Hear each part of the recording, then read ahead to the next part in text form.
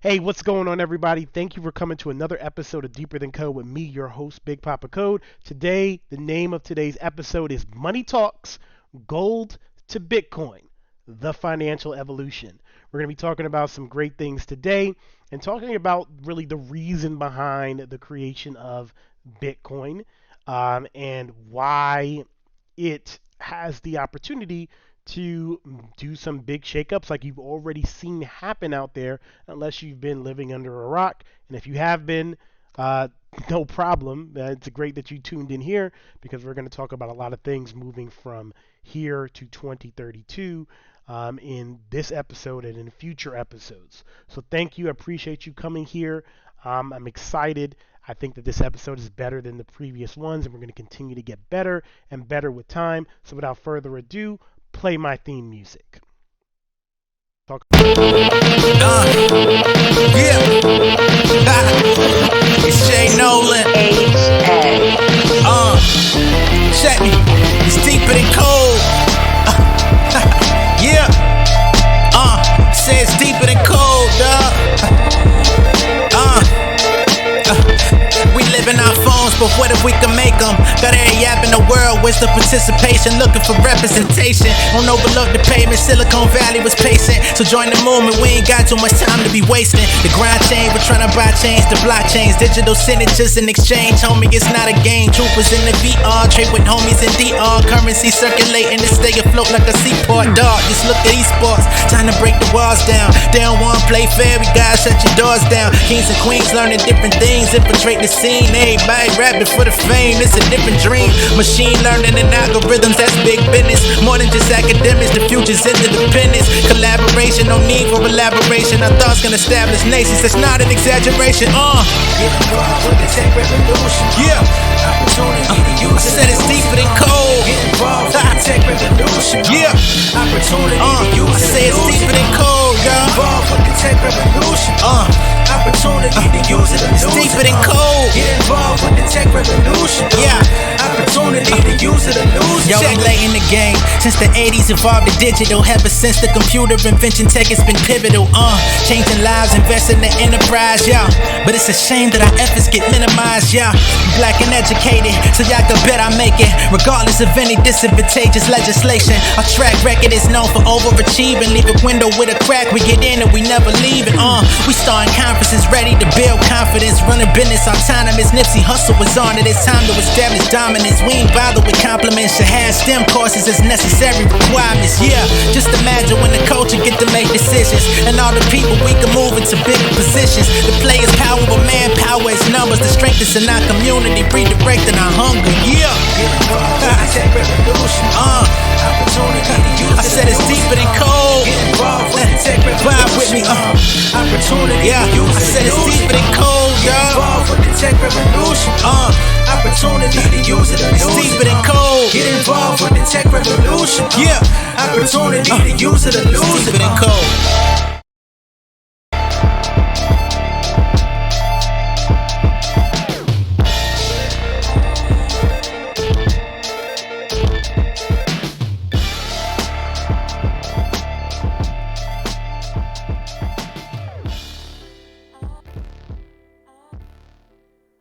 All right, everybody, thanks again for coming to another episode of Deeper Than Code, where we don't just scratch the surface, but we delve deep into the subjects that impact our lives when it comes to technology. And today we have a fascinating topic that kind of intersects two different things. We are going to be talking about how our perception and use of money have evolved over the years, from the ancient use of gold to the dawn of cryptocurrencies like Bitcoin. So that is our goal today. So starting off, just to kind of set the stage, um, as we all know, back in the day, there was a time when you'd walk around with a sack of money, if you had money, and you'd have a whole bunch of yellow metal that would make you wealthy. Because gold was used as the primary medium of exchange for millennia. It has universal value because it's easily divisible. It doesn't corrode. And it served not only as a currency but also as a symbol of wealth and power, even somewhat still to this day. Gold set that original standard for money, offering features like durability and intrinsic value. Now, fast forward through all of the, Roman empires and Alexander the Greats and Mongol empires and Ethiopian and Egyptian, Kemet empires, etc., etc., all using gold. And fast forward all the way to 1971, which was a momentous year because this is when President Nixon announced that the United States of America would no longer allow dollars to be exchanged for gold. Now, from my understanding, and of course I was not there, I was not there, but from my research, this was initially meant to be temporary. But obviously it's become permanent. And why was that? What was that said? There's a lot of conflicting accounts on why this was done, but the overwhelming official stance is that it was to counteract trade imbalances and debt. Unfortunately, though, this also meant that the money was no longer backed by a physical commodity. And then whatever Nixon had planned, we all know what happened to President Nixon. At least everybody in America knows that President Nixon, Watergate scandal, etc., had to leave office. So whatever he was planning on doing, if it was planned to be temporary, it didn't stay that way. So when we left the gold standard, that gave governments more flexibility, but also gave us untethered currency that cannot be exchanged for any commodity. So that led to us, yes, having a lot more economic flexibility, but some issues there. And speaking of that debt, the U.S. national debt is something that in America we talk about all the time, and it's mired in a whole bunch of complexity, and different people are going to tell you different things. But with no gold backing it, money is now what we call fiat currency, right? Essentially, it's only valuable because the government says it is, right? The situation gives governments the freedom to print more money, more money, more money. Money printer go and print as much money as they want to print, right? But it's like playing with fire, right? Because not everybody who has their finger on the printer fully knows detailed, super deep economics. Um, is what it is, and it could lead to inflation or devaluation of the money if it's mismanaged, and we've seen that in a lot of countries around the world, and America is not immune to that. So fiat currencies are essentially double-edged swords. So they enable that economic flexibility like we just talked about, but it sows the seeds for potential of financial instability. So, and we saw some of this start to come to fruition in the 2008 financial crisis. There was a lot of causes and mechanisms that were in place that made that happen. So, in the 2008 financial crisis, there was a seismic event that shook the global economy, um, you know, which we haven't seen anything like it. And if you are a millennial like myself, you've had to go through Y2K, you had to go through dot-com bubble, you had to go through Iraq and Afghanistan war, you had to go through the 2008 financial crisis, and then you had all the crap we've had recently. We've had the 2012 craziness. We've had man, it's hard to even start to think about all of them. COVID, even more recently. Just every couple of years, there's something ridiculous is happening that the world has never seen before. So, if you are a millennial like me, I feel you. We're going through this together, right? So while it's easy, though, to attribute that financial crisis to a singular cause, such as the housing bubble or bad loans, but the reality is much more intricate and interesting if you like stuff like that. And hopefully that's the reason why you're here on Deeper Than Code. So, like a Jenga tower, right, on the brink of collapse, you have these various blocks. You have economic, you have political, you have social. where if they're pulled out in an inopportune time, it's going to lead to a devastating crash of all of those blocks. And that's what we started to happen. So, a critical starting point for understanding of the 2008 financial crisis is the mortgage market, specifically subprime mortgages. These were high risk loans offered to borrowers with low credit worthiness, which there's some positives to that, right? But there's often reasons why people are not credit worthy. So, in the positives of that, of course, there are some people that have been disenfranchised and not given the ability to be able to qualify for loans, etc., and deserve their piece of the American dream. But at the same time, there needs to be something um, backing those people up to give them the ability to be able to afford these mortgages. And also, a lot of the mortgages were very predatory in the sense that the interest rates were higher than they should have been. Um, you know, in order to hedge risk that the givers of the mortgage had. But then you also have the variable rates of a lot of these mortgages where somebody gets into a mortgage they can afford, the rates shift, then the payment shifts and they no longer can afford it. They can afford the original payment but not the new payment. So the housing market in the early 2000s was booming. People were buying, buying, buying, buying, buying. Things were going up and up and up, and that was driven in part by low interest rates and speculative buying. But the bubble was inflated further by the false belief that housing prices would continuously rise, making these risky loans seem less perilous because even if the borrower can't continue to afford to buy it, it's okay because the asset behind it is going to keep going up in value. Or at least that was the thought, which was a crazy thought because what goes up must always come down. So, in essence, the housing market became a speculative battleground fueled by easy credit and high leverage. And the housing bubble was inflated by a combination of all this speculative buying, low interest rates, risky mortgage lending, and that led to a disaster. But that wasn't just that. So these financial institutions, they played a significant role in escalating the crisis through complex investment instruments like mortgage-backed securities and collateralized debt obligations, CDOs. So banks bundled these high-risk subprime mortgages and sold them as mortgage-backed securities to investors, often masking the associated risks, right? Because you package them all up and make it seem like these subprime loans are great instruments when you group them together and shadow it with a bunch of jargon.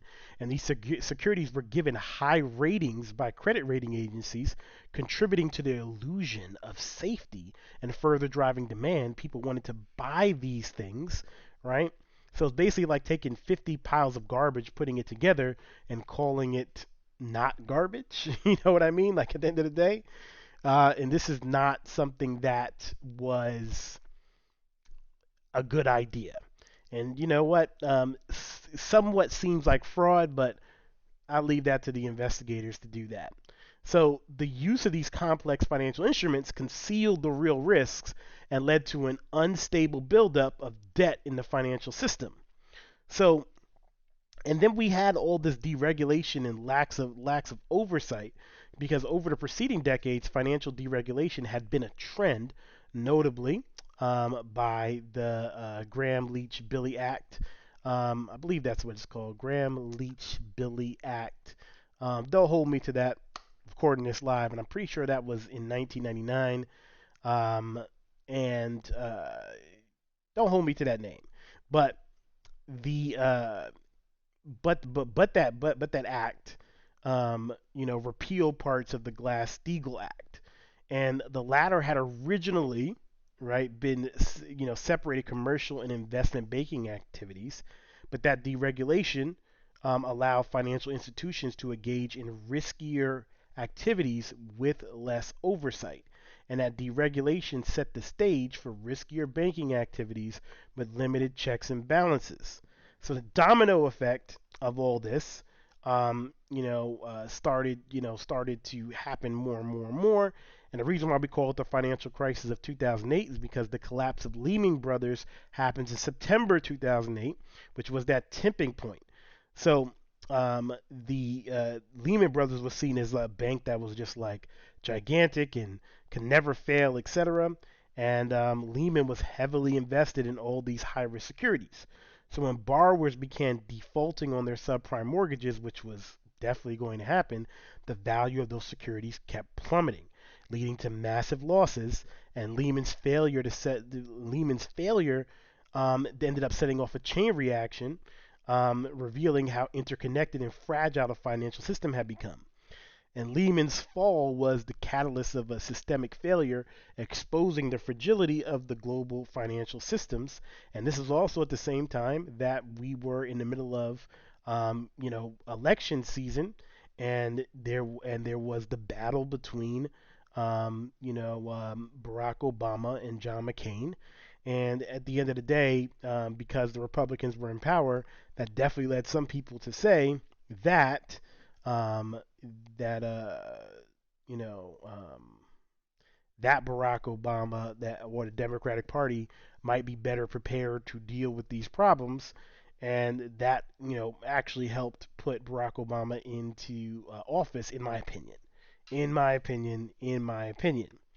So this global, and also the other thing is that this happening didn't just affect America. It had a domino effect on the whole global financial system because we're all interconnected.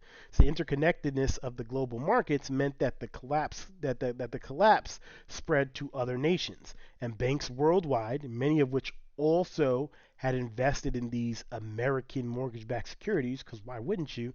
They're stamped as being some of the best investments that you can make, even though they shouldn't have been, and they found themselves facing similar crises because um, you have all this money invested in these dubious investments stamped as great investments, and there you go, and that leads to contagion throughout the entire world. So the response to this, governments worldwide responded with a variety of measures, including bailouts for banks and financial institutions, monetary policy interventions like lowering interest rates, and fiscal stimuli to jumpstart the economy. Regulatory reforms like the Dodd-Frank Wall Street Reform and Consumer Protection Act were also enacted to prevent future crises, and the crisis led to significant regulatory changes and rethinking of financial risk management strategies. So that 2008 financial crisis was like a multifaceted disaster caused by the confluence of factors: speculative behavior, complex financial engineering, lax regulation, global interconnectedness, and this crisis led to millions losing their homes, their jobs, and its aftermath is still felt today in terms of stricter financial regulations and a more cautious approach to lending and risk assessment, which has changed what we have here for forever. So it's not just the housing bubble that led to this, but you have the housing bubble, this financial engineering of mortgage-backed securities and CDOs that masked real risk, the deregulation that had already happened, creating an environment conducive to risky financial behaviors, Lehman Brothers falling, which led to global contagion, and all of this together led to this cautionary tale of the financial crisis. Now, the reason why we talk about that financial crisis, though, is because that is the reason why Bitcoin and cryptocurrency actually was created. Was as a direct result of that financial crisis. So we enter Bitcoin. That it's a if you don't know, it's a revolutionary digital currency created by an anonymous person or group. We don't know who it is. Could be me, under the pseudonym Satoshi Nakamoto. I'm not Satoshi, by the way. You don't start that. But the 2008 financial crisis exposed the pitfalls of centralized banking, serving as a catalyst for Bitcoin's creation. And its decentralized nature aims to give power back to the people, free from governmental or institutional manipulation. So Bitcoin was seen as a deterrent to the financial crises that occurred. So the core philosophy behind Bitcoin is decentralization. So unlike traditional currencies governed by centralized entities like banks and governments, Bitcoin operates on a peer-to-peer network. There's no central authority to manipulate the currency, print more of it, or induce inflation. To Bitcoin enthusiasts, this is like the fundamental shift away from the concentration of power that contributed to the 2008 financial crisis, right? Decentralization eliminates the single point of failure, reducing the risk of systemic collapse. That's what people need to understand. That's the reason um, why, why Bitcoin is seen as a positive. So that transparency and accountability that you get from Bitcoin as well, because you have this immutable public ledger, right, called the blockchain, right, which brings us into our technology piece of this, right. Once something's recorded in that public ledger, aka the blockchain, it's nearly impossible to alter past transactions, right? And the reason for that is because when you add a transaction to the blockchain, first of all, you need to have consensus, in order for a block to be accepted by the entire network, at least 51%. Now, beyond that, if you are to change something that happened in the past, right? You invalidate, like let's say for example, if you go back 5 blocks and you change something 5 blocks ago, because of hashing, right, the way hashing works, if you change that block, it invalidates everything after it, because every single hash, right, that you include in every single block, essentially is, tells you, the exact makeup of the previous blocks. And the best way that I can kind of explain this is, if I was to write the word Arthur and I was to hash that, it would look like a certain hash. It would look a certain way. It would be, a certain length long, okay, because all hashes have the exact same length. No matter if you hash the Book of Moby Dick or my name Arthur, it's going to have the same length. You also can't look at 2 hashes and say that looks like a really long book or that looks like a really short word. The other piece about hashing is that if you change even one piece of the original content and then hash it, it doesn't look anything like Arthur's and Arthur don't look anything alike. You cannot tell that this is a hash of Arthur, this is a hash of Arthur's by looking at other hashes. There's no pattern that's recognizable between them. So if you ch- but and the other key is that the hashes don't intersect with each other. So the Arthur hash does not look like the Arthur's hash. So bringing that back to why you can't alter past transactions is because if I change even one piece of transaction, I will get a completely entirely different hash, and that will change the hashes of every single thing after it because they all now are including that one small change. So everything starts to look completely different, so it would automatically be recognized where that was. The other piece of it is, even if you wanted to do that, the only way to pull it off and even get it to be added in is you would need 51% of the entire network to want you to make that change, which is almost entirely impossible, because you would need 51% coordination of every single of all these people in the world, and it's unlikely for you to be able to garner that type of support for a network as large as Bitcoin at this point. So this level of transparency makes it much harder for financial maleficence to go unnoticed, right? In contrast, the 2008 crisis was exacerbated by opaque financial instruments and a lack of accountability.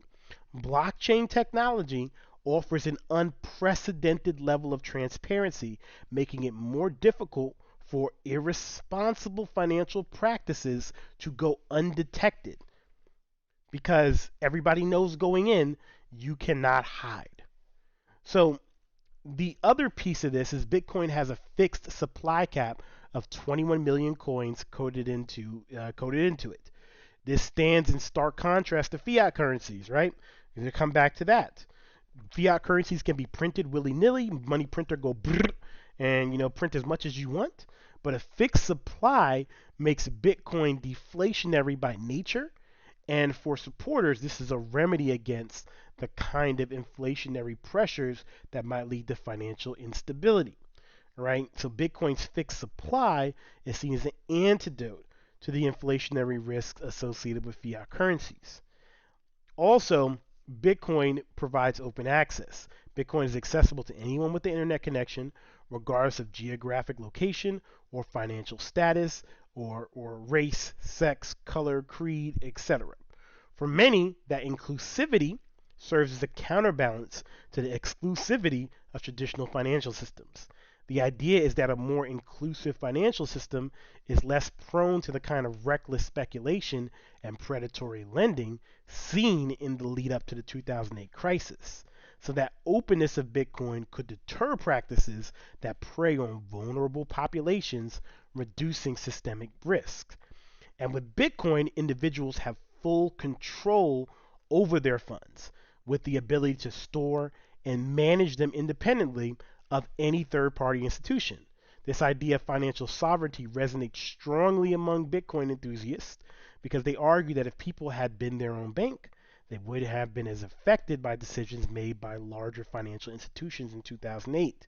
So financial sovereignty puts individuals in control, diminishing the impact of poor decision making by large financial entities. Decentralization removes the single point of failure in financial systems. Transparency of the blockchain's immutable ledger adds a layer of accountability.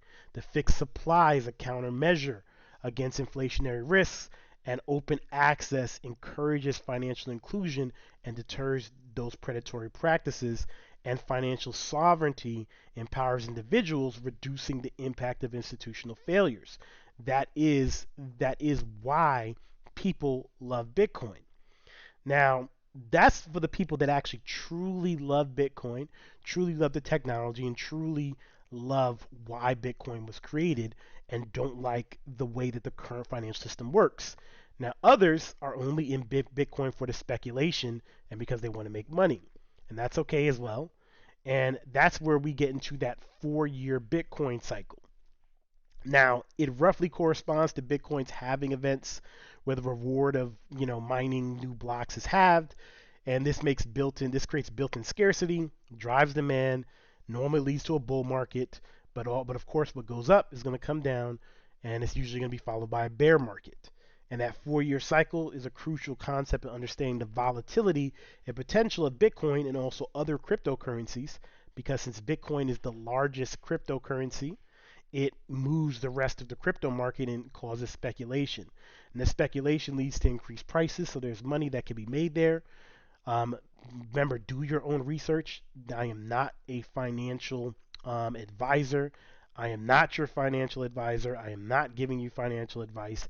I'm just speaking about this and telling you what has been happening and what will probably continue to happen. But it's up to you to do your own research and not just to listen to what I'm saying. But if you want to understand that 4-year Bitcoin cycle, we can break it down a little bit more because I just talked about that 4-year cycle and those halving events that Bitcoin has. We like to break things down a little bit more. So it's not so when we say that 4-year cycle, the reason why it happens is because approximately every 4 years, and truly every 210,000 blocks, right? Every time that happens, Bitcoin goes through an event where the rewards that the miners, the people mining Bitcoin, right, which essentially what they're doing is they are, creating blocks, of all of people's transactions, and actually making the system work. That's what the miners are doing. So for instance, back previously, the Bitcoin reward every time you would successfully mine a block, right, which includes some complex mathematical operations that your computer has to do, right? So it's all random, but but they used to be 50 Bitcoin that you would get every single time that you successfully did that. In 2012, this changed to 25 Bitcoin. Then in 2016, and everybody remembers the big blow up then, 2016, 2017, but they changed to 12.5 Bitcoin in 2016. And in 2020, it changed to 6.25 Bitcoin, and in 2024, it will become 3.125. So the cycle can broadly be divided into a few stages. First, the halving happens, then a bull market happens, then reaccumulation, and then a bear market. So stage one being the halving, this is the starting point for the 4-year cycle. Because right now we're actually in the bear market part of the cycle right now. But the next halving is coming in 2024, and the halving is a starting point of the 4-year cycle. The block reward gets cut, and this tends to reduce the supply of new coins entering the market because if you have because the way miners normally make money is they receive the Bitcoin and they sell some of it to make money, right? Now and every time they do that, they bring new Bitcoin into the market. Now, the block reward cut tends to reduce the supply of new coins entering the market, while demand normally remains constant or sometimes even grows because people are start to see the change in supply. So that reduced supply typically puts upward pressure on the price. So the halving kicks off the cycle because it's putting that upward pressure on the price due to the reduced miner rewards and consequently a lower influx of new coins. And then following the halving, a bull market usually ensues and reduces the supply and increased demand creates a scarcity effect, driving the price even higher because we're not putting as much Bitcoin into circulation, and people are starting to see the price going up, and then people are starting to say, "Oh, wait, let me start to get some more because I see the prices going up." That's just human nature.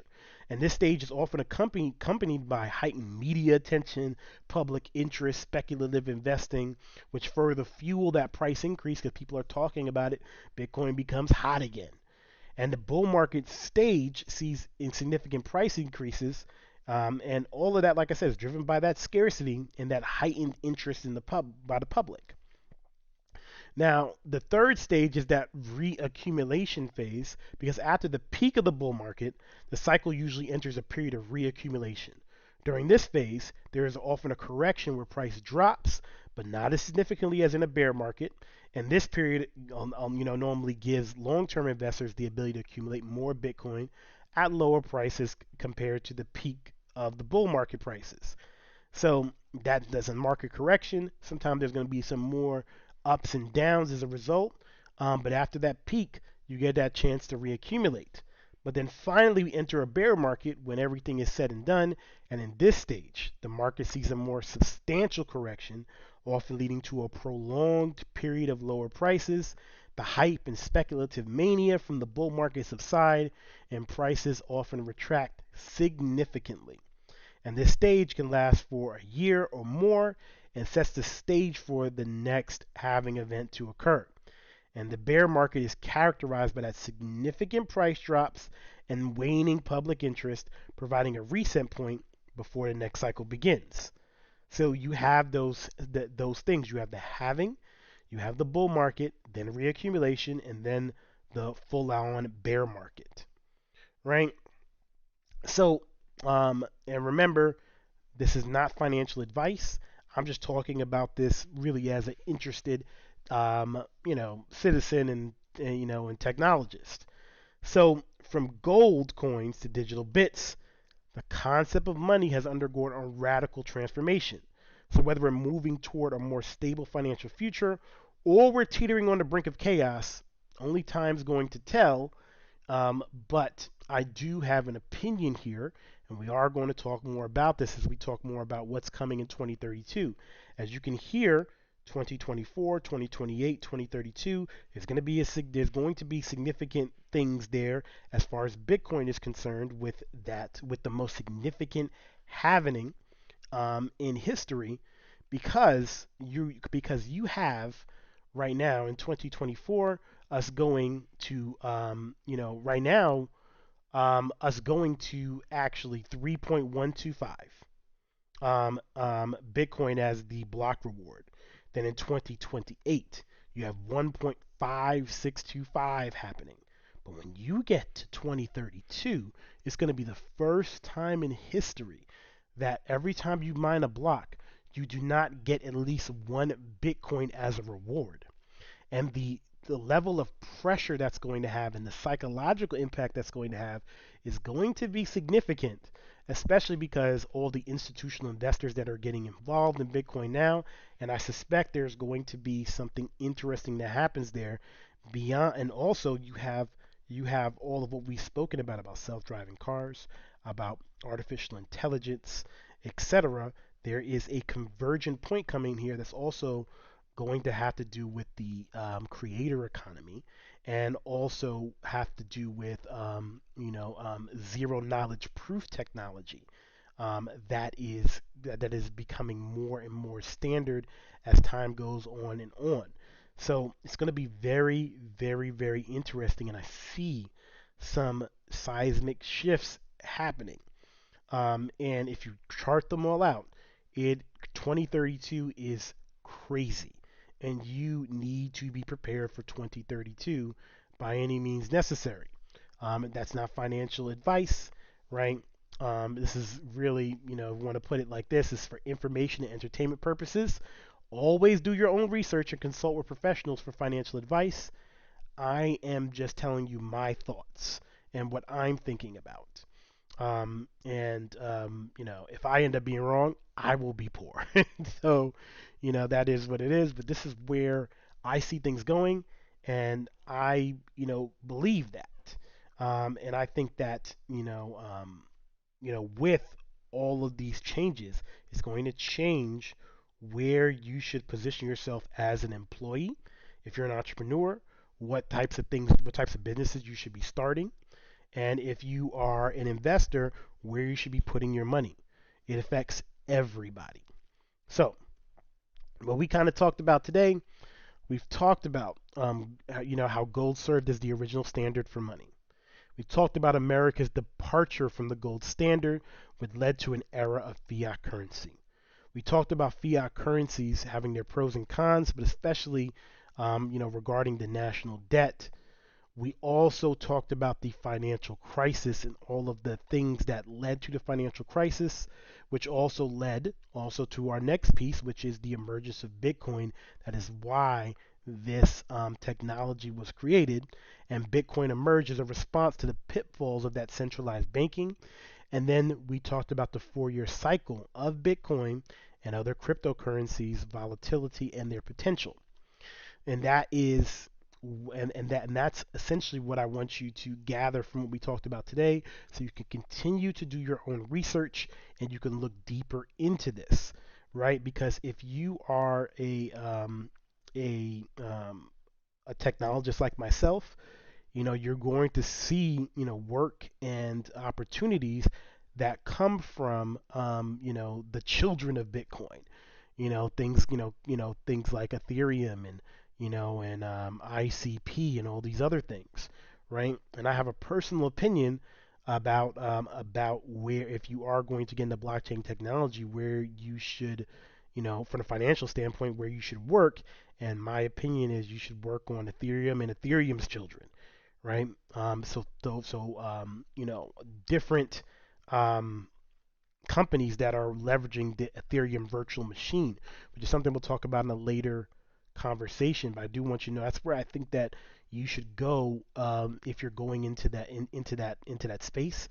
And there are large billion-dollar companies that are investing money into that infrastructure, on purpose, because there's a lot of promise there, and it's not just financial promise. There is the thought of the open internet and the creator economy, etc.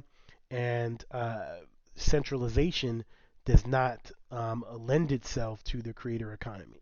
Right now, we have centralized banking, we have centralized social media, where Facebook can get rid of you at any time if they want to, etc. Twitter can do the same thing, or X, whatever the heck it's called now, can do the same things. You don't really control your platform, but that all changes. with decentralization, and I believe that that we're moving more toward that. And centralization was helpful before when information couldn't spread as quickly as it can spread, and people couldn't get access to certain information, and there was no way to organize things in a way that led itself to decentralization. But now in today's world, with the open internet, and just the passing of information and technology, it starts to people start to see that, why do I need a middleman here when I can control my own destiny here. So, with all that said, this has been another episode Deeper Than Code, episode number 4. These first 10 episodes are very foundational to what we're going to be talking about in the future. Hopefully, you continue to join us on this ride. Make sure that you like, you subscribe, you share this with other people. It really does help us. Please, if you did like this episode, please share this. Right? You sharing it does a lot for the algorithm. It really is going to help this be seen by more people, and I would love for that to happen. But if only 100 or 200 people to come along this journey with us, that's totally fine. But but if you find it in your heart, go ahead and share it. Also, leave a comment. Let me know you saw it, and let me know your thoughts. And hope to see you in episode number 5. Peace out. Involved with the tech revolution. Opportunity to use it. It's deeper than code. Get involved with the tech revolution. Yeah. Opportunity to use it or lose it. Deeper than code.